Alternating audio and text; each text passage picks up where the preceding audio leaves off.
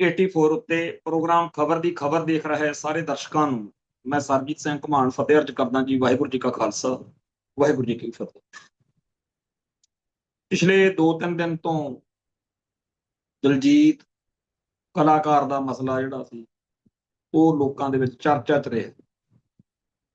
ਦਲਜੀਤ ਇੱਕ ਕਲਾਕਾਰ ਹੈ, ਉਹਨੂੰ ਕਲਾਕਾਰ ਤੱਕ ਹੀ ਸਾਨੂੰ ਦੇਖਣਾ ਚਾਹੀਦਾ ਸੀ।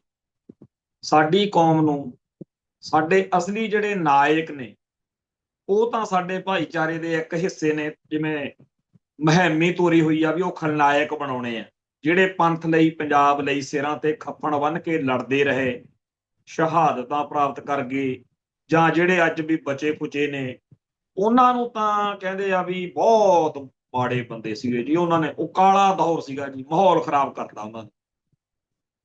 ਤੇ ਸਾਡੀ ਕੌਮ ਦੇ ਬਹੁਤ ਵੱਡੇ ਹਿੱਸੇ ਨੂੰ ਇਹ ਫਿਕਰ ਨਹੀਂ ਹੈਗਾ ਕਿ ਸਾਡੇ ਨਿਆਣੇ ਅੱਜ ਕੱਲ ਕਿਹਨਾਂ ਨੂੰ ਹੀਰੋ ਮੰਨੀ ਫਿਰਦੇ। ਹੁਣ ਦਲਜੀਤ ਆ ਜਿਹੜਾ, ਉਹਦਾ ਗਾਉਣ ਵਜਾਉਣ, ਉਹਦੇ ਮਿਊਜ਼ਿਕ ਸੰਗੀਤ ਨੂੰ ਆਨੰਦ ਲੈਣ ਲਈ ਸੁਣ ਲੈਣਾ ਕੋਈ ਗੁਨਾਹ ਨਹੀਂ, ਸੁਣੀ ਚੱਲੋ ਭਾਈ। ਪਰ ਜਦੋਂ ਉਹਦੇ ਸਾਡੇ ਕੌਮ ਦੇ ਹਿਸਾਬ ਨਾਲ ਕੋਈ ਗੱਲ ਦੇਖਣੀ ਪਰਖਣੀ ਹੋਵੇ, ਉਦੋਂ ਕੱਲਾ ਦਲਜੀਤ ਤੱਕ ਮਹਿਦੂਦ ਰੱਖ ਕੇ ਨਾ ਸੋਚੋ, ਉਹ ਸਾਰੇ ਪੱਖ ਸੋਚੋ। ਦਲਜੀਤ ਮਿਊਜ਼ਿਕ ਇੰਡਸਟਰੀ ਦਾ ਜਾਂ ਮਨੋਰੰਜਨ ਜਿਹੜੀ ਇੰਡਸਟਰੀ ਹੈ ਜਿਹਨੂੰ ਕਹਿੰਦੇ ਐਂਟਰਟੇਨਮੈਂਟ ਇੰਡਸਟਰੀ, ਉਹਦੇ ਵਿੱਚ ਇੱਕ ਅਰਥ ਰੱਖਦਾ ਬੰਦਾ ਹੋਏਗਾ, ਹੋਣਾ ਚਾਹੀਦਾ, ਕੋਈ ਚੱਕਰ ਨਹੀਂ। ਪਰ ਜਦੋਂ ਆਪਾਂ ਉਹਨੂੰ ਸਿੱਖ ਕੌਮ ਦਾ ਨੁਮਾਇੰਦਾ ਆਖੇ ਜੀ, ਪੱਗ ਦੀ ਸ਼ਾਨ ਵਧਾਤੀ ਇਹਨੇ, ਤੇ ਜਿਹੜਾ ਸਾਡਾ 1.5-2 ਲੱਖ ਬੰਦਾ ਆ ਪੱਗ ਦੀ ਲੜਾਈ ਲੜਦਾ ਮਾਰਿਆ ਗਿਆ, ਇਹ ਸਾਡੀ ਪੱਗ ਉੱਚੀ ਰਹਿਣੀ ਚਾਹੀਦੀ ਆ, ਸਾਡਾ ਇਤਿਹਾਸ, ਸਾਡੀ ਸਿਵਲਾਈਜੇਸ਼ਨ, ਉਹਨਾਂ ਨੇ ਨਹੀਂ ਪੱਗ ਬਚਾਈ। ਬਾਬੇ ਜਰਨੈਲ ਸਿੰਘ ਨੇ, ਭਾਈ ਸੁਖਦੇਵ ਸਿੰਘ ਬੱਬਰ ਨੇ, ਬਾਬੇ ਮਾਨੋ ਚਾਹਲ ਨੇ, ਭਾਈ ਗੁਰਜੰਟ ਸਿੰਘ ਬੁੱਧ ਸਿੰਘ ਵਾਲੇ ਨੇ, ਭਾਈ ਮਨਵੀਰ ਸਿੰਘ ਚਹੇੜੂ ਨੇ, ਜਾਂ ਹੋਰ ਜਿਹੜੇ ਸੀ ਇਹ ਕਿ ਧੋਵੀ ਮੂੰਗੀ ਰਹੀ, ਧੋਵੀ ਮੂੰਗੀ ਲਈ ਲੜਦੇ ਲੁੜਦੇ ਸੀਗੇ। ਇਹਨਾਂ ਨੇ ਨਹੀਂ ਪੱਗ ਦੀ ਲੜਾਈ ਲੜੀ, ਪੰਥ ਦੀ ਲੜਾਈ ਲੜੀ, ਕੌਮ ਦੀ ਲੜਾਈ ਲੜੀ। ਪੱਗ ਦੀ ਸ਼ਾਨ ਬਣਾਤੀ ਜੀ ਦਲਜੀਤ ਨੇ। ਠੀਕ ਆ ਭਾਈ, ਮੰਨ ਲਈ ਗੱਲ ਤੁਹਾਡੀ, ਦਲਜੀਤ ਨੇ ਬਹੁਤ ਪੱਗ ਦੀ ਸ਼ਾਨ ਬਣਾਤੀ। ਹੁਣ ਫਿਰ ਅੱਜ ਕੱਲ ਆ ਜਿਹੜਾ ਦੂਜਾ ਇਹਦੇ ਵਰਗੇ ਇੱਕ ਫਿਲਮੀ ਕਲਾਕਾਰ ਆ ਯੋਗਰਾਜ, ਯੋਗਰਾਜ ਵੀ ਤੁਹਾਡੀ ਫਿਰ ਪੱਗ ਦੀ ਠੁੱਕ ਬਣਾ ਰਿਹਾ। ਯੋਗਰਾਜ ਫਿਲਮਾਂ ਦਾ ਕਲਾਕਾਰ ਆ, ਫਿਲਮਾਂ ਦੇਖਣਾ, ਆਨੰਦ ਲੈਣਾ ਮਨੁੱਖ ਦੀ ਚਲੋ ਫਿਤਰਤ ਹੁੰਦੀ ਆ। ਬਹੁਤ ਪੁਰਾਣੇ ਇਤਿਹਾਸ ਵਿੱਚ ਜਦੋਂ ਆਪਾਂ ਜਾਂਦੇ ਆ ਤਾਂ ਹਰ ਮੌਕੇ ਇਹੋ ਜਿਹਾ ਕੁਝ ਬੜਾ ਮਿਲਦਾ ਵੀ ਪਹਿਲੋਂ ਬੇਸਵਾ ਦਾ ਨਾਚ ਹੁੰਦਾ ਸੀ। ਬੇਸਵਾ ਉਹਨਾਂ ਵੇਲਿਆਂ ਦੇ ਵਿੱਚ ਐਂਟਰਟੇਨਮੈਂਟ ਦਾ ਸਾਧਨ ਹੋਣਾ, ਹੋਰ ਕੋਈ ਉਦੋਂ ਸਾਧਨ ਨਹੀਂ ਹੋਣੇ। ਲੋਕ ਉਹਦਾ ਕਿਸੇ ਸੈਲੀਬ੍ਰੇਟ ਕਰਨ ਮੌਕੇ ਕੋਈ ਮਜ਼ਾ ਲੈਣ ਲਈ, ਆਨੰਦ ਲੈਣ ਲਈ ਵੀ ਚਲੋ ਯਾਰ ਜੰਗ ਲੜ ਕੇ ਹਟੇ ਆ, ਕੋਈ ਖੁਸ਼ੀ ਆਈ ਆ ਤੇ ਆਪਾਂ ਨੱਚਣ ਗਾਉਣ ਕਰਦੇ, ਜਾਂ ਏਦਾਂ ਹੀ ਕੰਜਰੀਆਂ ਬਾਅਦ ਚ ਅੱਖਰ ਆਇਆ। ਅੱਜ ਤਾਂ ਨੈਗੇਟਿਵ ਆ, ਬਹੁਤ ਨੈਗੇਟਿਵ ਅੱਖਰ ਆ, ਕੰਜਰਖਾਨਾ ਅੱਖਰ ਬਣ ਗਿਆ ਇਸੇ ਗੱਲ ਤੋਂ।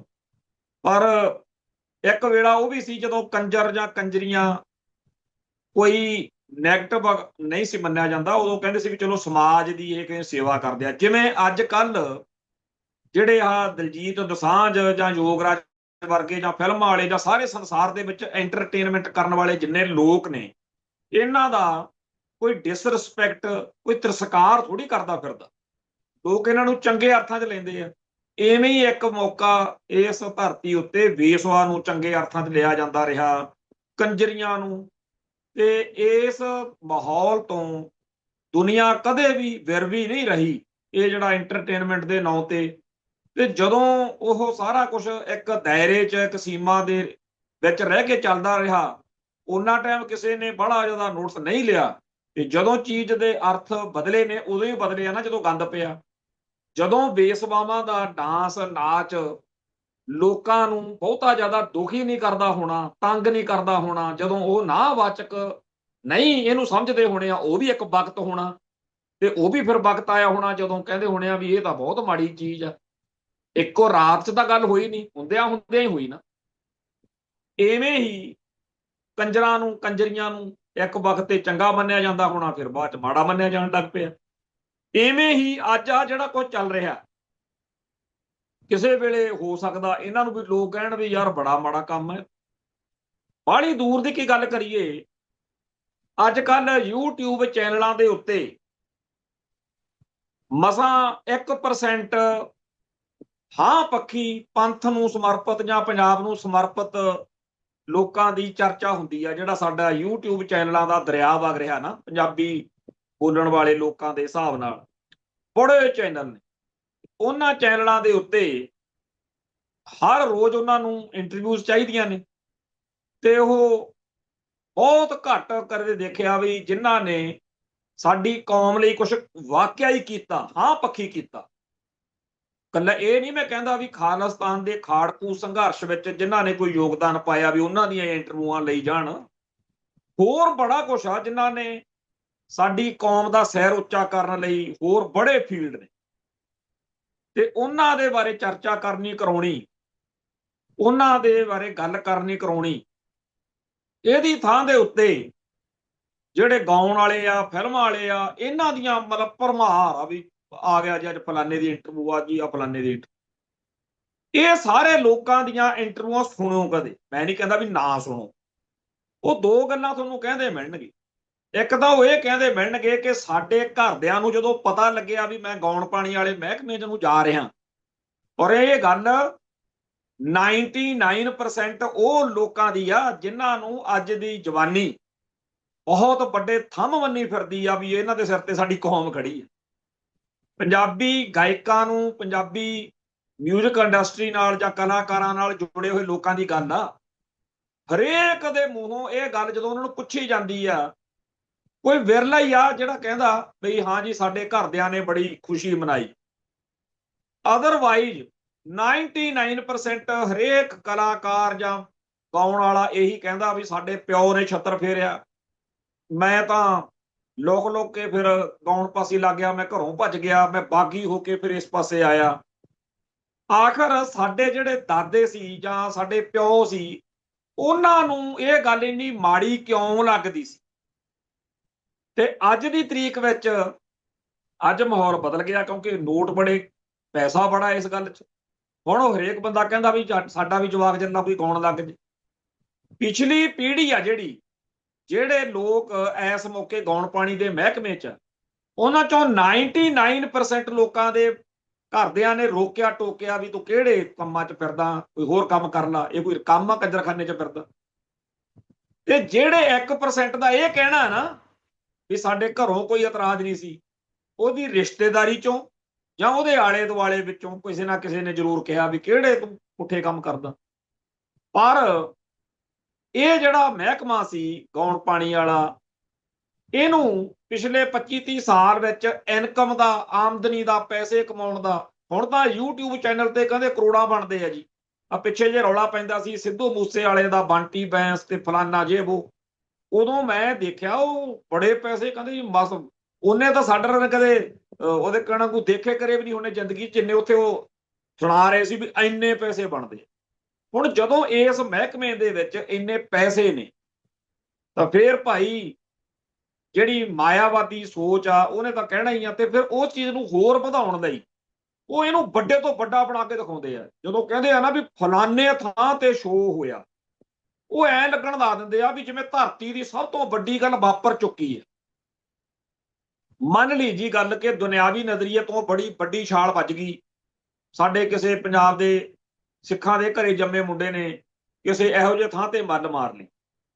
ਹੁਣ ਮੈਂ ਜਦੋਂ ਸਾਡੇ ਇਤਿਹਾਸ ਤੇ ਨਜ਼ਰ ਮਾਰਦਾ, ਅੱਜ ਤੋਂ 100 ਸਾਲ ਬਾਅਦ ਸਾਡਾ ਕੋਈ ਇਤਿਹਾਸ ਲਿਖੇ, ਉਹਦੇ 'ਚ ਇਹ ਗੱਲ ਦਾ ਕੋਈ ਅਰਥ ਨਹੀਂ ਹੋਣਾ ਕਿ ਪੰਜਾਬ ਦੇ ਦਲਜੀਤ ਦੋਸਾਂਝ ਨਾਂ ਦੇ ਇੱਕ ਗਾਇਕ ਨੇ ਇੰਨੇ ਲੱਖ ਲੋਕਾਂ ਦੇ ਇਕੱਠ ਵਿੱਚ ਫਲਾਨੀ ਵੱਡੀ ਇੰਟਰਨੈਸ਼ਨਲ ਲੈਵਲ ਦੀ ਸਟੇਜ ਤੇ ਗਾਇਆ ਸੀ। ਉੱਥੇ ਗਾਉਣਾ ਤਾਂ ਬੜੀ ਵੱਡੀ ਗੱਲ ਹੀ ਹੁੰਦੀ ਹੈ। ਇਹ ਕੋਈ ਇਤਿਹਾਸ ਵਿੱਚ ਨਹੀਂ ਆਉਣਾ। ਕਿ ਇਤਿਹਾਸ ਵਿੱਚ ਕੀ ਆਉਣਾ ਹੁੰਦਾ ਕਿ ਤੁਹਾਡੀ ਕੌਮ ਦੇ ਸੰਘਰਸ਼ ਵਿੱਚ, ਤੁਹਾਡੀ ਆਇਡੈਂਟੀਟੀ ਦੇ ਸੰਘਰਸ਼ ਵਿੱਚ। ਹੁਣ ਜਦੋਂ ਇੱਥੇ ਇੱਕ ਕੋਈ ਹਰਿਆਣੇ ਦਾ ਲੀਡਰ ਵਿੱਚ ਕਰਕੇ ਬੜਾ ਬਦਨਾਮ ਜਿਹਾ ਹੈਗਾ, ਉਹ ਬੜਾ ਭੈੜਾ ਜਿਹਾ ਉਹਦਾ ਮੂੰਹ ਮੱਥਾ ਹੁੰਦਾ, ਮਗਰ ਉਹਦੇ ਵਿੱਚ ਲੱਗਦਾ ਅੱਖਰ, ਪਤਾ ਨਹੀਂ ਰਮਨ ਵਿੱਚ, ਪਤਾ ਨਹੀਂ ਕਮਲ ਵਿੱਚ, ਇਹੋ ਜਿਹਾ ਕੁਛ ਨਾ। ਉਹਨੇ ਪਿੱਛੇ ਜੇ ਕਿਹਾ ਵੀ ਜੇ ਕਿਤੇ ਮੈਂ ਸੁਣ ਲਿਆ ਨਾ, ਜੇ ਕਿਤੇ ਮੈਂ ਸੁਣ ਲਿਆ ਵੀ ਅਕਬਰ ਮਹਾਨ ਤੁਸੀਂ ਕਹਿ ਰਹੇ ਹੋ, ਅਕਬਰ ਮਹਾਨ, ਕਿਉਂਕਿ ਆਮ ਹੀ ਅਕਬਰ ਮਹਾਨ ਅੱਖਰ ਵਰਤਿਆ ਜਾਂਦਾ। ਕਹਿੰਦਾ ਜੇ ਕਿਤੇ ਮੈਂ ਸੁਣ ਲਿਆ ਤੇ ਮੈਂ ਬੁਰੀ ਕਰੂੰਗਾ। ਅੱਜ ਤੋਂ ਬਾਅਦ ਕਿਸੇ ਨੇ ਵੀ ਅਕਬਰ ਨੂੰ ਮਹਾਨ ਨਹੀਂ ਕਹਿਣਾ। ਮਹਾਰਾਣਾ ਪ੍ਰਤਾਪ ਮਹਾਨ ਆ, ਅਨਿਲ ਵਿੱਚ ਇਹਦਾ ਨਾਂ ਆ, ਪਰਿਵਹਨ ਮੰਤਰੀ ਹੈਗਾ ਇਹ ਹਰਿਆਣੇ ਦਾ। ਤੇ ਉਹਨੇ ਉੱਥੇ ਪਿੱਛੇ ਜੇ ਹਰਿਆਣੇ 'ਚ ਕੋਈ ਪ੍ਰੋਗਰਾਮ ਕੀਤਾ, ਜਿੱਥੇ ਉਹਦਾ ਪੁੱਤ ਵੀ ਲਾਇਆ ਤੇ ਬੜੀ ਉਹਨੇ ਉਹਦੀ ਸ਼ੋਭਾ ਕੀਤੀ ਵੀ ਜੀ ਆਪਾਂ ਕਾਹਨੂੰ ਅਕਬਰ ਨੂੰ ਮਹਾਨ ਬਣਾਉਂਦੇ ਆ। ਹੁਣ ਅਕਬਰ ਵਾਂਗੂ ਹੀ ਜਦੋਂ ਕਹਿੰਦੇ ਆ ਸਿਕੰਦਰ ਮਹਾਨ, ਜਦੋਂ ਕਿਸੇ ਹੋਰ ਦੀ ਇਸ ਤਰ੍ਹਾਂ ਦੇ ਪਿਛਲੇ ਸਦੀਆਂ ਦੇ ਇਤਿਹਾਸ ਵਿੱਚ ਚਰਚਾ ਹੁੰਦੀ ਹੈ, ਉਵੇਂ ਹੀ ਦੁਨੀਆ ਭਰ ਦੇ ਇਤਿਹਾਸ ਦੇ ਵਿੱਚ ਹਰ ਕੌਮ ਦੇ ਜਿਹੜੇ ਹੀਰੋ ਨੇ, ਨਾਇਕ ਨੇ, ਉਹ ਦੇਖੋ ਤੁਸੀਂ, ਉਹ ਜੰਗਾਂ ਯੁੱਧਾਂ ਵਿੱਚ ਜਿਨ੍ਹਾਂ ਨੇ ਉਹਨਾਂ ਦੀ ਕੌਮ ਲਈ ਕੋਈ ਵੱਡੀ ਛਾਲ ਮਾਰੀ ਹੋਵੇ, ਜਾਂ ਆਪਣੀ ਕੌਮ ਦੇ ਹੱਕਾਂ ਲਈ ਲੜਦੇ ਹੋਏ ਮਾਰੇ ਹੋਣ, ਮਤਲਬ ਮਰ ਗਏ ਹੋਣ, ਵੀ ਚਲੋ ਜੀ ਲੜੇ ਤਾਂ ਸੀ, ਜਾਂ ਆਪਣੀ ਕੌਮ ਦਾ ਰਾਜ ਭਾਗ ਵਧਾਉਣ ਲਈ ਕਿਸੇ ਦੂਜੇ ਥਾਂ ਤੇ ਜਾ ਕੇ ਹਮਲਾ ਕੀਤਾ ਕਰਾਇਆ, ਜਿੱਤਾਂ ਜਿੱਤੀਆਂ। ਇਹ ਜਿਹੜੀ ਉਹਨਾਂ ਦੇ ਹਰ ਕੌਮ ਦੇ ਹੀਰੋ ਇਹੋ ਜਿਹੇ ਨੇ। ਜਦੋਂ ਆਪਾਂ ਪੜ੍ਹਦੇ ਹਾਂ ਬਾਹਮਣਾਂ ਦਾ, ਹਿੰਦੂਆਂ ਦਾ ਇਤਿਹਾਸ, ਆਖੇ ਜੀ ਪਰਸ਼ੂਰਾਮ ਨੇ ਇੰਨੀ ਵਾਰ ਧਰਤੀ ਤੋਂ ਖੱਤਰੀਆਂ ਦਾ ਸਫਾਇਆ ਕਰਤਾ। ਹੁਣ ਇਹ ਉਹ ਗੱਲ ਪ੍ਰਾਊਡ ਨਾਲ ਦੱਸਦੇ, ਇੰਦਰ ਨੇ ਐ ਕੀਤਾ ਸੀ, ਫਲਾਨੇ ਨੇ ਉਹ ਕੀਤਾ। ਇਹ ਜਿਹੜੀਆਂ ਗੱਲਾਂ ਨੇ, ਉਹਨਾਂ ਦੇ ਨਾਇਕ ਇਸ ਤਰ੍ਹਾਂ ਦੇ ਨੇ, ਉਹਨਾਂ ਦੇ ਨਾਲ ਫਿਰ ਉਹ ਅਲੌਕਿਕ ਜੀਆਂ ਗੱਲਾਂ ਜੋੜ ਕੇ, ਪਰਾਲੌਕਿਕ ਸਾਖੀਆਂ ਜੋੜ ਕੇ, 10-10 ਬਾਹਾਂ ਵਾਲੇ ਦੇਵੀ ਦੇਵਤੇ ਚਿੱਤਰ ਕੇ ਉਹਨਾਂ ਨੂੰ ਅੱਜ ਤੱਕ ਮਹਾਨ ਵੱਡਾ ਸਤਿਕਾਰ ਦਿੰਦੇ ਆ ਹਿੰਦੂ। ਇਵੇਂ ਮੁਸਲਮਾਨਾਂ ਦੇ ਵਿੱਚ ਦੇਖੋ ਉਹਨਾਂ ਦੇ ਹੀਰੋ ਕੌਣ ਨੇ, ਉਹਨਾਂ ਦੇ ਨਾਇਕ ਕੌਣ ਨੇ। ਇਵੇਂ ਈਸਾਈਆਂ 'ਚ ਨੇ।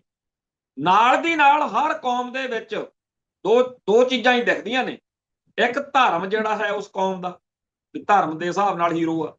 ਦੂਜਾ ਉਹਨਾਂ ਦਾ ਜਿਹੜਾ ਹੈਗਾ ਜੰਗੀ ਯੋਧਾ, ਜਿਹੜਾ ਕੌਮ ਲਈ ਲੜਿਆ। ਆਰਥਿਕ ਪੱਖ ਤੋਂ ਵੀ ਕੋਈ ਬੰਦਾ ਹੋ ਸਕਦਾ ਵੀ ਫਲਾਨੇ ਨੇ ਉਹਨਾਂ ਦਾ ਕੀਤਾ, ਜਿਵੇਂ ਬਾਹਮਣਵਾਦ ਵਾਲੇ ਮਨੂ ਨੂੰ ਬੜਾ ਮਹਾਨ ਮੰਨਦੇ ਆ ਵੀ ਮਨੂ ਮਹਾਰਾਜ ਨੇ ਕੀਤਾ, ਮਨੂ ਸਿਮਰਤੀ ਬਣਾਈ ਵਰਣ ਵੰਡ ਜਾਤ ਵੰਡ ਦੀ। ਇਵੇਂ ਹੀ ਕਿਸੇ ਨੇ ਕੋਈ ਖੋਜ ਕੀਤੀ, ਉਹਦੀ ਗੱਲ ਹੁੰਦੀ ਆ।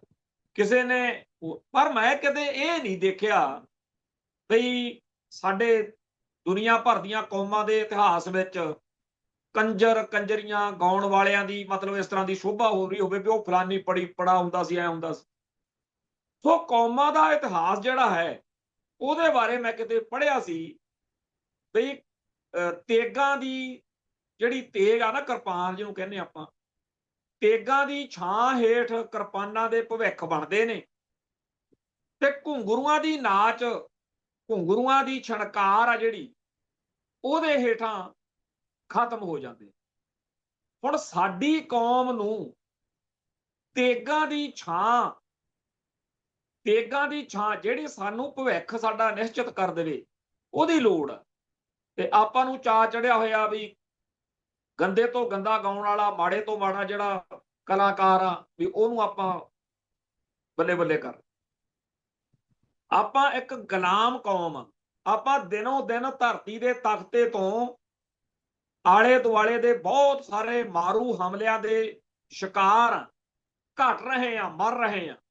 ਹਰ ਰੋਜ਼ ਸਾਡੇ ਕੋਲੋਂ ਨਿਕਲ ਰਿਹਾ ਸਾਡੀ ਆਇਡੈਂਟੀਟੀ ਦਾ ਕ੍ਰਾਈਸਿਸ ਆ। ਤੇ ਸਾਡੇ ਬੰਦਿਆਂ ਨੂੰ ਚਾਅ ਚੜਿਆ ਹੋਇਆ। ਮੈਂ ਕਿਤੇ ਪੜ੍ਹਿਆ ਸੀ ਵੀ ਸਿੱਖ ਕੌਮ ਨੂੰ ਕੁਦਰਤ ਨੇ ਇਹੋ ਜਿਹੇ ਲੀਡਰ ਬਖਸ਼ੇ ਨੇ, ਜਿਹੜੇ ਇਹਦੀ ਮੌਤ ਦੇ ਸਫ਼ਰ ਨੂੰ ਹੋਰ ਤੇਜ਼ ਕਰਨ ਦਾ ਜਿੰਮਾ ਲਈ ਫਿਰਦੇ। ਜੇ ਕੋਈ ਇਹ ਗੱਲ ਬੋਲਦਾ, ਉਹਨੂੰ ਆਪਣੀ ਕੌਮ ਗਾਲਾਂ ਕੱਢਦੀ ਆ ਵੀ ਅਸੀਂ ਤਾਂ ਕੰਜਰਖਾਨਾ ਕਰਨਾ। ਹੁਣ ਦਲਜੀਤ ਦੋਸਾਂਝ ਕਲਾਕਾਰ ਆ, ਉਹਨੇ ਬਹੁਤ ਚੰਗੇ ਗਾਣੇ ਗਾਤੇ ਹੋਣਗੇ ਜੀ, ਪਰ ਤੁਹਾਡੀ ਕੌਮ ਦਾ ਹੀਰੋ ਥੋੜੀ ਹੈ। ਹੀਰੋ ਤੁਹਾਡੀ ਕੌਮ ਦਾ ਕਿਸੇ ਹੋਰ ਤਰੀਕੇ ਦੇ ਮਾਰ ਕੇ ਮਾਰਨ ਵਾਲਾ ਹੋ ਸਕਦਾ, ਇਸ ਖੇਤਰ ਵਾਲਾ ਕਦੇ ਨਹੀਂ ਹੋ ਸਕਦਾ। ਹੁਣ ਜੇ ਸਾਡੀਆਂ 10-10 15-15 ਸਾਲ ਦੀਆਂ ਕੁੜੀਆਂ ਕਿਸੇ ਪੰਜਾਬੀ ਗਾਇਕ ਨੂੰ ਉਹਦੇ ਪੈਰਾਂ 'ਚ ਲਿਟਦੀਆਂ ਫਿਰਨ ਤੇ ਉਹਨੂੰ ਕਹਿਣ ਮੇਰਾ ਹੀਰੋ ਆ, ਇਹ ਕਿੱਧਰ ਨੂੰ ਜਾਂਦੀ ਹੈ ਗੱਲ। ਅਸੀਂ ਆਪਦੇ ਨਿਆਣਿਆਂ ਨੂੰ ਦੱਸਣਾ ਤਾਂ ਇਹ ਸੀ ਕਿ 1978 ਤੋਂ ਚੱਲੇ ਸੰਘਰਸ਼ ਵਿੱਚ ਆਹ ਸਾਡੇ ਹੀਰੋ ਨੇ। ਇਦੋਂ ਪਹਿਲਾਂ ਬਾਹਲਾ ਦੂਰ ਨਾ ਵੀ ਜਾਈਏ, ਬਾਬਾ ਬੰਦਾ ਸਿੰਘ ਬਹਾਦਰ ਤੋਂ ਲੈ ਕੇ ਹੀਰੋ ਸਾਡੇ ਕੋਲੇ ਘੱਟ ਨੇ।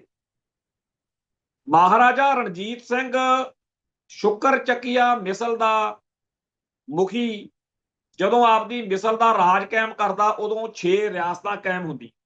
ਉਹ 6 ਰਿਆਸਤਾਂ ਕਾਇਮ ਹੋਣ ਤੱਕ ਬਾਬਾ ਬੰਦਾ ਸਿੰਘ ਬਹਾਦਰ ਤੋਂ ਲੈ ਕੇ ਕਦੇ ਇਤਿਹਾਸ ਤੇ ਨਜ਼ਰ ਤਾਂ ਮਾਰੋ ਯਾਰ, ਕਿਹੋ ਜਿਹੇ ਵੇਲਿਆਂ 'ਚ ਸਾਡੀ ਕੌਮ ਦੀ ਲੜਾਈ ਉਹ ਲੋਕ ਲੜਦੇ ਰਹੇ। ਉਹਨਾਂ ਵੇਲਿਆਂ ਦੀ ਕਹਾਣੀ ਪੜ੍ਹ ਕੇ ਇੱਕ ਨਰਿੰਦਰਪਾਲ ਸਿੰਘ, ਉਹਦੇ 4 ਨਾਵਲ ਨੇ, ਖੰਨਿਓ ਤਿੱਖੀ, ਵਾਲੋ ਨਿੱਕੀ, ਏਤ ਮਾਰਗ ਜਾਣਾ ਤੇ ਇੱਕ ਸਰਕਾਰ ਬਾਝੋਂ। ਇਹ 4 ਨਾਵਲ ਜਿਹੜੇ ਨੇ ਇਹ 18ਵੀਂ ਸਦੀ ਦੇ ਤੇ ਮਹਾਰਾਜਾ ਰਣਜੀਤ ਸਿੰਘ ਦਾ ਰਾਜ ਭਾਗ ਜਾਣ ਤੱਕ ਦੇ ਇਤਿਹਾਸ ਨੂੰ ਬਿਆਨ ਕਰਦੇ ਨਾਵਲ ਨੇ। ਜੇਕਰ ਕੋਈ ਬੰਦਾ ਇਹਨਾਂ ਨੂੰ ਪੜ੍ਹ ਲਵੇ, ਅਕਲ ਟਿਕਾਣੇ ਆ ਜੂਗੀ। ਮੈਂ ਇੱਕ ਹੋਰ ਕਹਿ ਦਿੰਦਾ ਬਈ, ਜਦੋਂ ਕਿਸੇ ਬੰਦੇ ਨੂੰ ਕੌਮ ਦੀ ਚੇਟਕ ਲਾਉਣੀ ਹੋਵੇ, ਉਹਨੂੰ ਕਹਿ ਵੀ ਤੂੰ ਨਾ 2 ਕਿਤਾਬਾਂ ਨੇ, ਇੱਕ ਹੈਗੀ ਆ ਸਿੱਖ ਰਾਜ ਕਿਵੇਂ ਬਣਿਆ, ਇੱਕ ਹੈਗੀ ਆ ਸਿੱਖ ਰਾਜ ਕਿਵੇਂ ਗਿਆ। ਮੈਂ ਬਹੁਤ ਲੋਕਾਂ ਨੂੰ ਕਿਤਾਬਾਂ ਦੇਣ ਮੌਕੇ ਕਹਿੰਦਾ ਤੂੰ ਇਹ ਨਾ ਪੜ੍ਹੀ ਵੀ ਕਿਵੇਂ ਗਿਆ, ਉਹ ਤਾਂ ਤੈਨੂੰ ਬਾਅਦ 'ਚ ਲੱਗ ਜੂ ਪਤਾ। ਆਹ ਜ਼ਰੂਰ ਪੜ੍ਹ ਲਈ ਵੀ ਬਣਿਆ ਕਿਵੇਂ ਸੀ। ਜਦੋਂ ਕੋਈ ਚੀਜ਼ ਬਣਾਉਣੀ ਹੋਵੇ ਉਦੋਂ ਪਤਾ ਲੱਗਦਾ।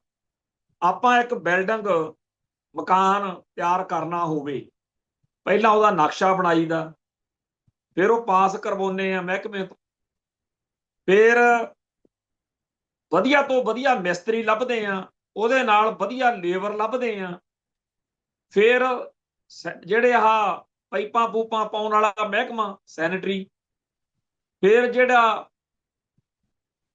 ਬਿਜਲੀ ਵਾਲਾ ਮਹਿਕਮਾ, ਤਾਰਾਂ ਪਾਉਣੀਆਂ ਬਿਜਲੀ ਦੀਆਂ ਉਹਨਾਂ ਨੇ। ਬਈ ਇੰਨੀ ਤਰ੍ਹਾਂ ਦੀ ਲੇਬਰ, ਇੰਨੇ ਤਰ੍ਹਾਂ ਦੇ ਅੱਡ-ਅੱਡ ਮਿਸਤਰੀ ਸੱਦ ਕੇ ਜਦੋਂ 2-2.5 ਸਾਲਾਂ ਬਾਅਦ ਇੱਕ ਕੋਠੀ ਤਿਆਰ ਹੋ ਜਾਂਦੀ ਆ, ਫਿਰ ਕਹਿੰਦੇ ਆ ਹਜੇ ਤੇ ਪੇਂਟ ਹੋਣ ਵਾਲਾ ਰਹਿੰਦਾ। ਫਿਰ ਲੱਕੜ ਦਾ ਕੰਮ, ਫਿਰ ਕਹਿੰਦੇ ਆ ਜੀ ਹੁਣ ਪੱਥਰ ਤਾਂ ਲੱਗ ਗਿਆ, ਪੱਥਰ ਦੀ ਰਗੜਾਈ ਹੋਣੀ। ਕਰਦੇ ਕਰਾਉਂਦਿਆਂ ਨੂੰ 3-4 ਸਾਲਾਂ 'ਚ ਪੂਰੀ ਬੰਦੇ ਦੀ ਤਸੱਲੀ ਹੋ ਜਾਂਦੀ ਆ। ਤੇ ਜਦੋਂ ਉਹ ਗੁਰੂ ਸਾਹਿਬ ਦਾ ਸਰੂਪ ਲਿਆ ਕੇ ਸੁਖਮਨੀ ਸਾਹਿਬ ਦਾ ਪਾਠ ਕਰਾ ਕੇ ਸ਼ੁਕਰਾਨਾ ਕਰਦਾ ਹੈ ਵੀ ਸੱਚੇ ਪਾਤਸ਼ਾਹ ਕਿਰਪਾ ਕੀਤੀ ਹੈ, ਉਦੋਂ ਉਹ ਸਾਰਾ ਉਸ ਰਾਤ ਨੂੰ ਪਰਿਵਾਰ ਬਹਿ ਕੇ ਸੋਚਦਾ ਜ਼ਰੂਰ ਆ ਵੀ ਪਿਛਲੇ 5 ਸਾਲ ਇਸ ਕੋਠੀ ਨੂੰ ਬਣਾਉਣ ਲਈ ਕੀ ਕੀ ਜਫਰ ਜਲਣੇ ਪਏ। ਹੁਣ ਮੰਨ ਲਓ ਵਿੱਚ ਕੋਈ ਨੁਕਸ ਨਿਕਲਿਆ ਆ, ਥੱਲੇ ਧਰਤੀ ਆ ਜਿਹੜੀ ਉਹ ਮਾੜੀ ਆ, ਸਲਾਬ ਨਿਕਲਦੀ ਆ ਤੇ ਸਾਰੇ ਘਰ ਨੂੰ ਕੰਮ ਖਰਾਬ ਹੋ ਗਿਆ, ਕੋਈ ਵੀ ABCD ਕੋਈ ਵੀ ਕਾਰਨ ਬਣ ਗਿਆ।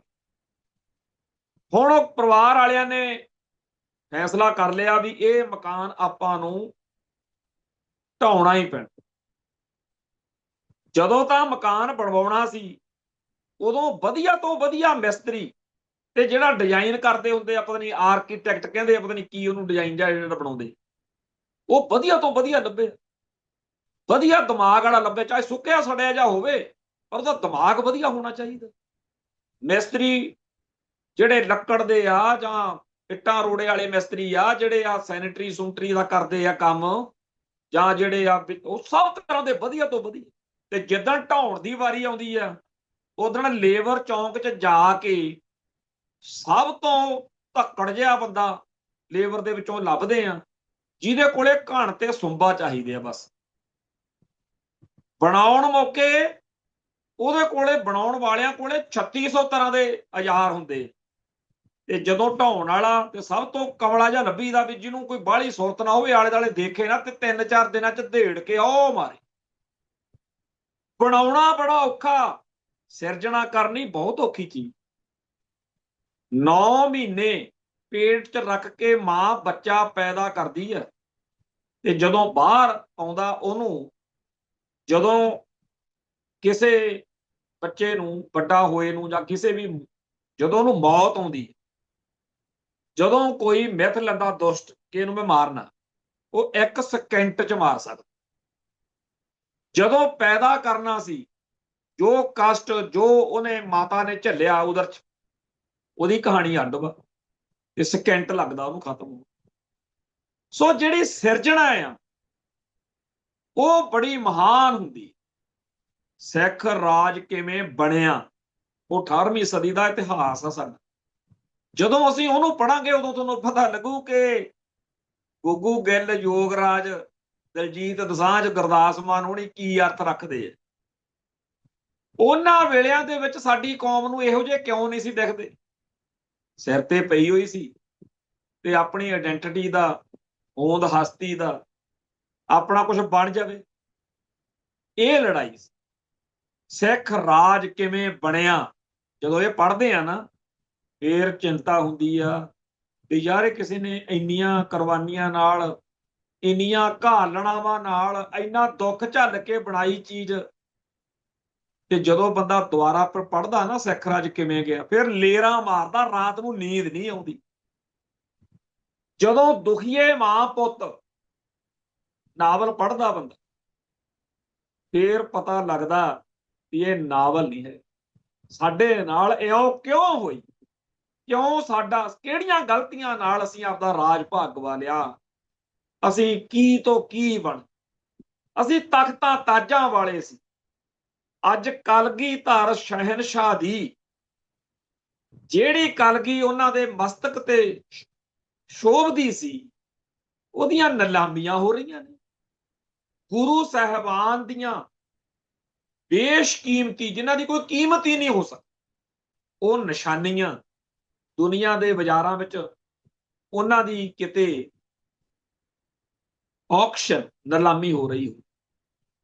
ਆ ਪਿੱਛੇ ਜੇ ਰੌਲਾ ਪੈਂਦਾ ਸੀ, ਮਾਤਾ ਜਿੰਦਾ, ਮਹਾਰਾਣੀ ਜਿੰਦ ਕੌਰ, ਉਹਨਾਂ ਦੇ ਗਹਿਣਿਆਂ ਦੀ ਨਿਲਾਮੀ ਦੀ ਖਬਰ ਪੜੀ, ਬਹੁਤ ਮਨ ਦੁਖੀ ਸੀ ਉਹ।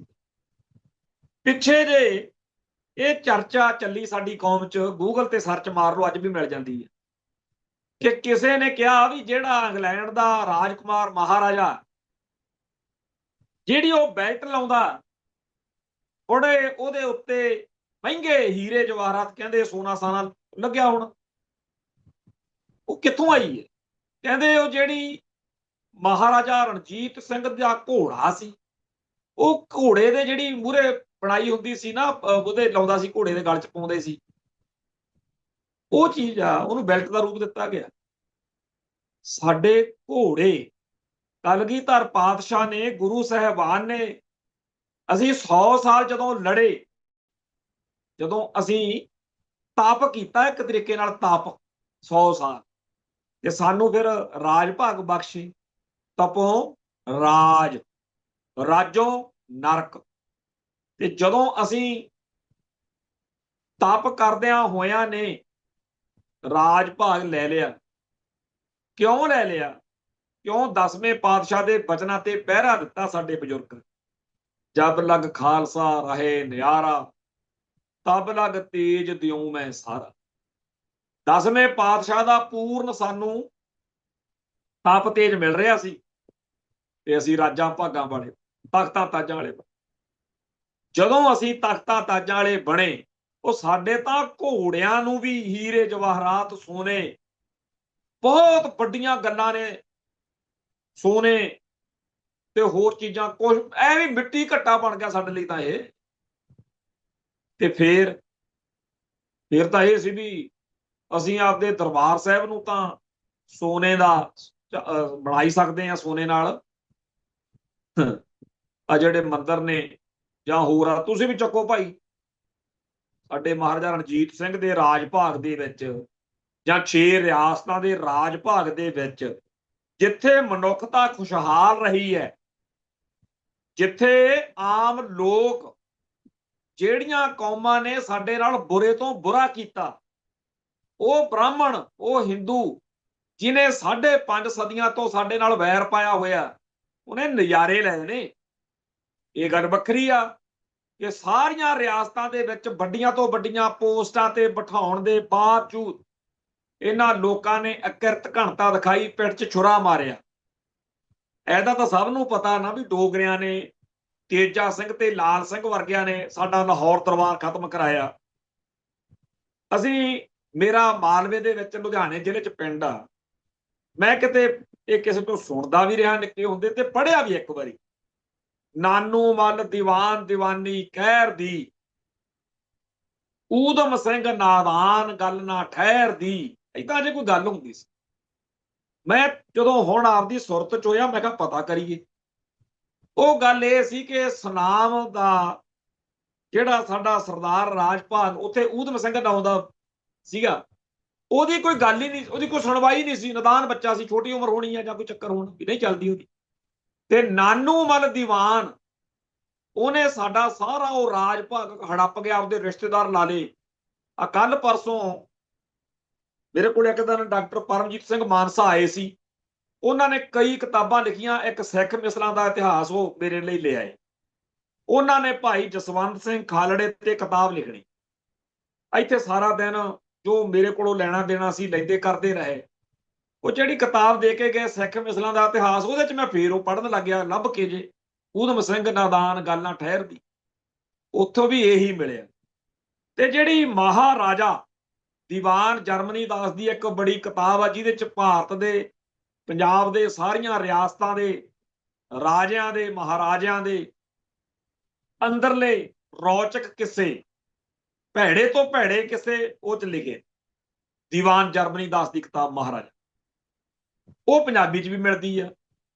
ਉਹ ਪੜ੍ਹੋ ਤੁਸੀਂ ਵੀ ਪਟਿਆਲਾ ਰਿਆਸਤ ਦਾ ਕਿਵੇਂ ਬਾਹਮਣਾ ਨੇ ਬੇੜਾ ਗਰਕ ਕੀਤਾ।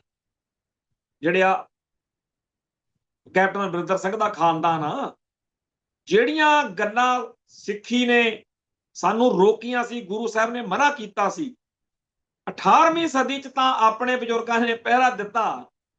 ਜਬ ਲਗ ਖਾਲਸਾ ਰਹੇ ਨਿਆਰਾ, ਤਬ ਲਗ ਤੇਜ ਦੇਉ ਮੈਂ ਸਾਰਾ। ਤੇ ਮੌਤ ਮਗਰੋਂ ਜਦੋਂ ਰਿਆਸਤਾਂ ਕਾਇਮ ਹੋ ਗਈਆਂ, ਕਿਉਂਕਿ ਤਪੋਂ ਰਾਜ ਮਿਲਣਾ ਹੀ ਸੀ, ਫਿਰ ਰਾਜੋਂ ਨਰਕ ਵੱਲ ਨੂੰ ਤੁਰ ਪਏ, ਦੂਜਾ ਰਾਹ ਫੜ ਲਿਆ। ਜਿਹੜੇ ਬਾਰੇ ਸਾਨੂੰ ਪਾਤਸ਼ਾਹ ਨੇ ਕਿਹਾ ਸੀ, ਜਬ ਜੇ ਗਹੇ ਵਿਪਰਨ ਕੀ ਰੀਤ, ਮੈਂ ਨਾ ਕਰੂੰ ਇਨਕੀ ਪ੍ਰਤੀਤ। ਫਿਰ ਕਲਗੀਧਰ ਸ਼ਹਿਨਸ਼ਾਹ ਸਾਡੀ ਸ਼ਕਲ ਕਿਉਂ ਦੇਖਣ ਜਦੋਂ ਅਸੀਂ ਕੁੱਤੇ ਕੰਮ ਕਰਨੇ। ਸੋ ਸਾਡਾ ਸਾਰਾ ਕੁਝ ਗਿਆ ਜਦੋਂ ਅਸੀਂ ਬਾਹਮਣਾਂ ਨੂੰ, ਹਿੰਦੂਆਂ ਨੂੰ ਵੱਡੇ ਵੱਡੇ ਤਖਤਾਂ ਤਾਜਾਂ ਤੇ ਆਪਦੇ ਬਰਾਬਰ ਬਿਠਾ ਲਿਆ। ਨਤੀਜਾ ਕੀ ਨਿਕਲਿਆ? ਅਸੀਂ ਜੁੱਤੀਆਂ ਖਾਧੀਆਂ ਤੇ ਅੱਜ ਤੱਕ ਸਾਰੀ ਦੁਨੀਆ 'ਚ ਖਾ ਰਹੇ। ਫਿਰ ਉਸ ਤੋਂ ਬਾਅਦ 'ਚ ਕੌਮ ਦੇ ਬਹੁਤ ਵੱਡੇ ਹਿੱਸੇ ਨੇ ਲੜਾਈ ਜਾਰੀ ਰੱਖੀ। ਉਹਨਾਂ ਦੀ ਗਿਣਤੀ ਘਟਦੀ ਵੱਧਦੀ ਗਈ, ਪਰ ਉਹ ਸਿੱਖ ਕੌਮ ਦੇ ਹੱਕਾਂ ਤੇ ਹਿੱਤਾਂ ਲਈ ਉਦੋਂ ਤੋਂ ਲੜਦੇ ਆ ਰਹੇ ਨੇ। ਉਹਨਾਂ ਵਿੱਚੋਂ ਹੀ ਉਹ ਨੇ ਜਿਹੜੇ ਅੱਜ ਕਲਪਦੇ ਫਿਰਦੇ ਨੇ ਕਿ ਆਪਣੇ ਨਾਇਕਾਂ ਦੀ ਪਛਾਣ ਕਰੋ, ਇਹ ਗਾਉਣ ਵਾਲੇ ਤੁਹਾਡੇ ਨਾਇਕ ਨਹੀਂ ਹੈਗੇ, ਇਹ ਤੁਹਾਨੂੰ ਡੀਰੇਲ ਕੀਤਾ ਜਾ ਰਿਹਾ। ਇਹ ਤੁਹਾਡੇ ਨਾਇਕ ਕਿਵੇਂ ਹੋ ਸਕਦੇ? ਤੁਹਾਡਾ ਨਾਇਕ ਭਾਈ ਜਸਵੰਤ ਸਿੰਘ ਖਾਲੜਾ ਹੋ ਸਕਦਾ। ਸੱਦੋ ਉਹਦੀ ਧੀ ਨੂੰ, ਸੱਦੋ ਉਹਦੇ ਪੁੱਤ ਨੂੰ, ਸੱਦੋ ਉਹਦੀ ਸਿੰਘਣੀ, ਖੜਾ ਕੇ ਉਹਦੇ ਨਾਲ ਗੱਲਾਂ ਕਰੋ। ਕਦੇ ਸਿੱਖ ਸੰਘਰਸ਼ ਨਾਲ ਸੰਬੰਧਿਤ ਲੋਕਾਂ ਨੂੰ ਮਿਲੋ। ਬਹੁਤ ਸਾਰੇ ਬਾਹਰਲੇ ਮੁਲਕਾਂ 'ਚ ਬੈਠੇ, ਬਹੁਤ ਸਾਰੇ ਇੱਥੇ ਬੈਠੇ ਆ। ਕਦੇ ਕਿਸੇ ਨੂੰ ਕਹੋ ਬਈ ਦਿਲਜੀਤ ਦੇ ਸ਼ੋਅ 'ਚ ਨਹੀਂ ਜਾਣਾ। ਮੈਨੂੰ ਇੱਕ ਬੇਨਤੀ ਆ, ਤੂੰ ਪੰਜਾਬ ਰਹਿਣਾ, ਜਾਂ ਫੋਨ ਲੈ ਕੇ ਜਾ ਤੇ ਉੱਥੇ ਜਾ ਕੇ ਨਾ ਮੈਨੂੰ ਲਾਈਵ ਦਿਖਾਈ, ਮੈਂ ਭਾਈ ਜਗਤਾਰ ਸਿੰਘ ਹਵਾਰੇ ਦੀ ਮਾਤਾ ਨੂੰ ਦੇਖਣਾ, ਮੇਰੇ ਮੋਬਾਈਲ 'ਚ ਉਹਦੀ ਮੈਂ ਵੀਡੀਓ ਦੇਖੀ। ਜਦੋਂ ਮੈਂ ਕਿਤਾਬਾਂ ਦਾ ਸ਼ੌਂਕ ਮੈਨੂੰ ਬਹੁਤ ਰਿਹਾ, ਬਚਪਨ ਤੋਂ ਹੀ ਪੈ ਗਿਆ। ਇੱਕ ਯਾਦ ਸ਼ਹੀਦਾਂ ਦੀ ਕਿਤਾਬ ਸੀ, ਜਿਹਦੇ ਵਿੱਚ ਨਕਸਲਾਈਟ ਲਹਿਰ ਵਿੱਚ ਮਾਰੇ ਗਏ ਸਿੰਘਾਂ ਦੇ, ਨੌਜਵਾਨਾਂ ਦੇ, ਉਸ ਵੇਲੇ ਦੇ ਪਰਿਵਾਰਾਂ ਦੇ ਨਾਲ ਇੰਟਰਵਿਊਆਂ ਕਰਦੇ ਸੀ। 1970-71 ਦੇ ਵਿੱਚ ਇਹ ਮੁਹਿੰਮ ਚੱਲੀ। ਮੇਰਾ ਤਾਂ ਉਹਨਾਂ ਦਿਨ ਦਾ ਜਨਮ 70-71 ਦਾ। 10 ਸਾਲ ਅਗਲੇ ਜਿਹੜੇ ਸੀ 1980-81 ਤੱਕ, ਜਿਹੜੇ ਨਕਸਲਾਈਟ ਲਹਿਰ ਦੇ ਸਮਰਥਕ ਸੀ, ਉਹਨਾਂ ਨੇ ਨਕਸਲਾਈਟ ਲਹਿਰ ਦੇ ਸ਼ਹੀਦਾਂ ਦੇ ਪਰਿਵਾਰਾਂ ਨਾਲ ਮੁਲਾਕਾਤਾਂ ਕੀਤੀਆਂ। 1980-81 ਦੇ ਵਿੱਚ ਉਹ ਸਾਰੀਆਂ ਮੁਲਾਕਾਤਾਂ ਅੱਡ-ਅੱਡ ਸਮੇਂ ਜਿਹੜੀਆਂ ਛਪੀਆਂ, ਉਹ ਇਕੱਠੀਆਂ ਕਰਕੇ ਇੱਕ ਕਿਤਾਬ ਬਣੀ, ਯਾਦ ਸ਼ਹੀਦਾਂ। ਉਹ ਕਿਤਾਬ ਘੁੰਮਦੀ ਘੁਮਾਉਂਦੀ ਕਿਤੇ ਮੇਰੇ ਹੱਥ ਲੱਗ ਗਈ। ਉਹ ਕਿਤਾਬ ਮੈਂ ਅੱਜ ਤੱਕ ਰੱਖੀ ਹੋਈ ਆ, 1981 ਚੋਂ ਛਪੀ ਹੋਈ ਆ, 81-82 ਚ। ਉਹਦੇ ਵਿੱਚ ਇੱਕ ਵਾਰੀ ਜ਼ਿਕਰ ਆਉਂਦਾ ਕਿਸੇ ਨਕਸਲਾਈਟ ਲਹਿਰ ਦੇ ਸ਼ਹੀਦ ਬਾਰੇ। ਉਹਦੀ ਮਾਂ ਦੱਸ ਰਹੀ ਆ ਵੀ ਇੱਕ ਵਾਰੀ ਸਾਰੇ ਜਾਣੇ ਇਕੱਠੇ ਹੋ ਕੇ ਮੁੰਡੇ ਕਹਿੰਦੇ ਵੀ ਆਪਾਂ ਖਟਕੜ ਕਲਾਂ ਜਾਣਾ, ਬੰਗਿਆ ਇਲਾਕੇ ਦੇ ਕਿਸੇ ਨਕਸਲਾਈਟ ਮੁੰਡੇ ਦੀ ਗੱਲ। ਤੇ ਕਹਿੰਦੇ ਵੀ ਉਹ ਮੰਗੂਵਾਲ, ਸ਼ਾਇਦ ਇਕਬਾਲ ਸਿੰਘ ਮੰਗੂਵਾਲ, ਇਦਾਂ ਦਾ ਕੁਝ, ਮੇਰੇ ਨਾਂ ਨਹੀਂ ਯਾਦ। ਕਹਿੰਦੇ ਵੀ ਸਾਈਕਲ ਤੇ ਉਹ ਸਭ ਤੋਂ ਮੂਹਰੇ ਭਜਾਈ ਜਾਵੇ। ਤੇ ਉੱਥੇ ਜਦੋਂ ਗਿਆ ਤੇ ਸਰਦਾਰ ਭਗਤ ਸਿੰਘ ਦੀ ਜਿਹੜੀ ਮਾਤਾ ਸੀ, ਉਸ ਮੌਕੇ ਜਿਉਂਦੀ ਹੋਣੀ, ਉਹਦੀ ਗੋਦੀ 'ਚ ਜਾ ਕੇ ਕਹਿੰਦੇ ਇਉਂ ਬਹਿ ਗਿਆ ਵੀ ਜਾਣੀ ਕਿ ਜਿਵੇਂ ਇੱਕ ਮਾਂ ਆਪਦੇ ਪੁੱਤ ਨੂੰ ਪਿਆਰ ਕਰੇ, ਵੀ ਏਦਾਂ ਮੈਨੂੰ ਮੇਰੇ ਸਿਰ ਤੇ ਕਿਤੇ ਮਾਤਾ ਹੱਥ ਫੇਰ ਦੇਵੇ।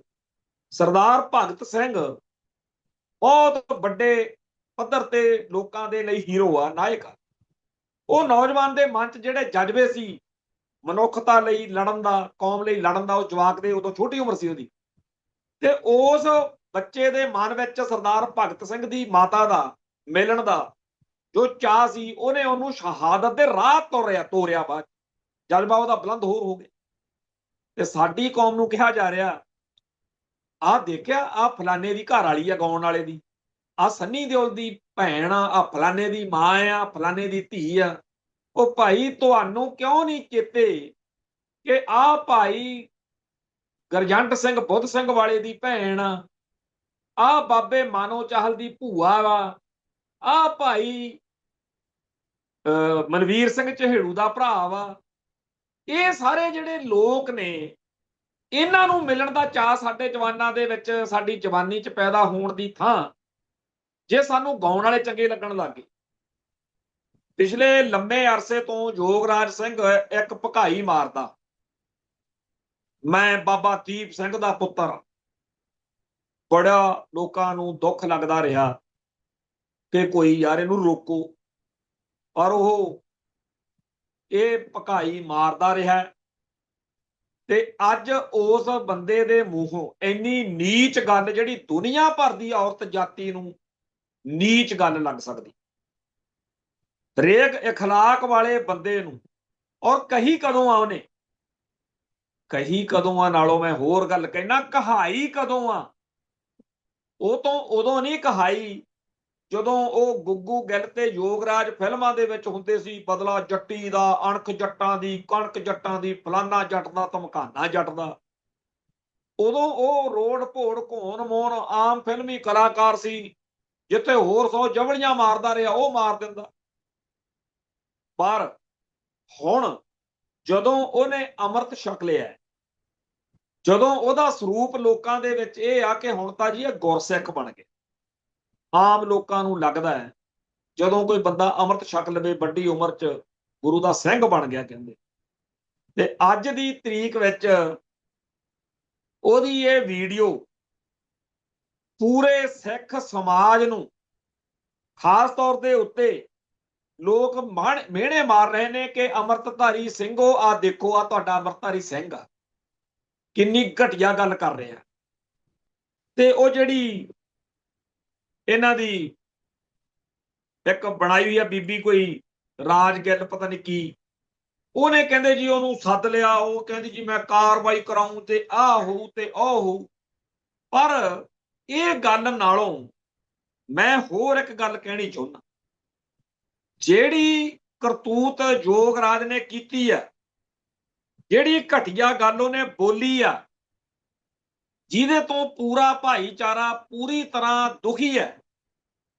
ਮੰਨ ਲਓ ਇਹ ਕਰਤੂਤ ਉਹਨੇ 90-91 ਵਿੱਚ ਕੀਤੀ ਹੁੰਦੀ ਤੇ ਕਿਸੇ ਠਾਰ ਵਾਲੇ ਸਿੰਘ ਕੋਲੇ ਜੁਝਾਰੂ ਵੀਰਾਂ ਦਾ ਵਾਧੂ ਅਸਲਾ, ਕਿਉਂਕਿ ਉਦੋਂ ਆਮ ਹੀ ਹੁੰਦਾ ਸੀ ਵੀ ਜੇ 10-15 ਅਸਾਲਟਾਂ ਨੇ, 5-6 ਵਾਧੂ ਪਿਸਤੌਲ ਨੇ, ਜਿੰਨਾ ਕਿ ਇੱਕ ਬੰਦਾ ਚੱਕ ਸਕਦਾ ਉਹਨਾਂ ਕੁ ਚੱਕ ਲੈਣਾ, ਤੇ ਬਾਕੀ ਠਾਰ ਵਾਲੇ ਬੰਦੇ ਕੋਲ ਕਹਿਣਾ ਵੀ ਤੂੰ ਇਹਨੂੰ ਦੱਬ ਕੇ ਰੱਖ ਦੇ ਤੇ ਮੈਂ ਜਦੋਂ ਦੁਬਾਰਾ ਇਸ ਪਾਸੇ ਆਉਂਗਾ ਉਦੋਂ ਮੈਂ ਤੇ ਤੋਂ ਲੈ।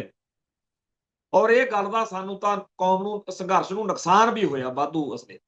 ਮੰਨ ਲਓ ਕਿਸੇ ਠਾਰ ਵਾਲੇ ਬੰਦੇ ਕੋਲ ਵਾਧੂ ਸ਼ਾਸਤਰ ਪਏ ਆ ਸਿੰਘਾਂ ਦੇ, ਤੇ ਯੋਗਰਾਜ ਇਹੋ ਜੀ ਕੋਈ ਉਹਨਾਂ ਦੇ ਵਿੱਚ ਕਰਤੂਤ ਕਰ ਦਿੰਦਾ, ਉਦਾਹਰਨ ਦੇ ਰਿਹਾ, ਤੇ ਉਹ ਠਾਰ ਵਾਲਾ ਬਿਨਾਂ ਉਸ ਜੁਝਾਰੂ ਦੀ ਸਹਿਮਤੀ ਤੋਂ ਆਪਦੇ ਨਾਲ 2-4 ਹੋਰ ਰਲਾ ਕੇ ਉਹਨਾਂ ਹਥਿਆਰਾਂ ਨਾਲ ਯੋਗਰਾਜ ਦਾ ਘੋਗਾ ਚਿੱਤ ਕਰ ਦਿੰਦਾ, ਤਾਂ ਕਿਸੇ ਨੇ ਨਹੀਂ ਸੀ ਸੁਣਨੀ। ਖਾੜਕੂ ਬੜੇ ਮਾੜੇ, ਖਾੜਕੂ ਕਲਾਕਾਰਾਂ ਦੇ ਦੁਸ਼ਮਣ, ਇਹ ਇਹੋ ਜਿਹਾ ਖਾਲਿਸਤਾਨ ਬਣਾਉਣਗੇ, ਇਹ ਐ ਕਰਨਗੇ, ਉਹ ਕਰਨਗੇ, ਜਿਵੇਂ ਚਮਕੀਲੇ ਦੀ ਮੌਤ ਤੋਂ ਬਾਅਦ ਹੁਣ ਤੱਕ ਪਿੱਟਦੇ ਨੇ। ਤੇ ਜਿਹੜੇ ਨੌਜਵਾਨ ਹੁੰਦੇ ਆ ਹਰ ਕੌਮ ਦੇ ਵਿੱਚ, ਉਹਨਾਂ ਦਾ ਸਾਫ਼ ਸੁਥਰਾ ਜਜ਼ਬਾ ਹੁੰਦਾ। ਫੈਡਰੇਸ਼ਨ ਦੇ ਪਲੇਟਫਾਰਮ ਤੋਂ ਵੀ ਗੰਦ ਦੇ ਖਿਲਾਫ ਲੋਕ ਬੋਲਦੇ ਰਹੇ, ਨੌਜਵਾਨ ਸਭਾਵਾਂ ਦੇ ਪਲੇਟਫਾਰਮ ਤੋਂ ਬੋਲਦੇ ਰਹੇ ਆ, ਅੱਜ ਵੀ ਬੋਲਣਾ ਪਊਗਾ। ਸੋ ਗਲਤ ਨੂੰ ਗਲਤ ਕਹਿਣ ਦੀ ਹਿੰਮਤ ਕਰਿਆ ਕਰੀਏ, ਐਵੇਂ ਅੰਨੀ ਦੇ ਥੇ ਭੇਡ ਚਾਲ ਤੋਂ ਬਚੀਏ ਕਿ ਜੀ ਫਲਾਨੇ ਦੀ ਬੜੀ ਬੱਲੇ ਬੱਲੇ ਹੈ। ਭਾਈ ਬੱਲੇ ਬੱਲੇ ਉਹਨਾਂ ਦੀ ਕਰਿਆ ਕਰੀਏ ਜਿਹੜੇ ਪੰਥ ਅਤੇ ਪੰਜਾਬ ਨੂੰ ਕੁਛ ਲੈ ਕੇ ਦੇਣ।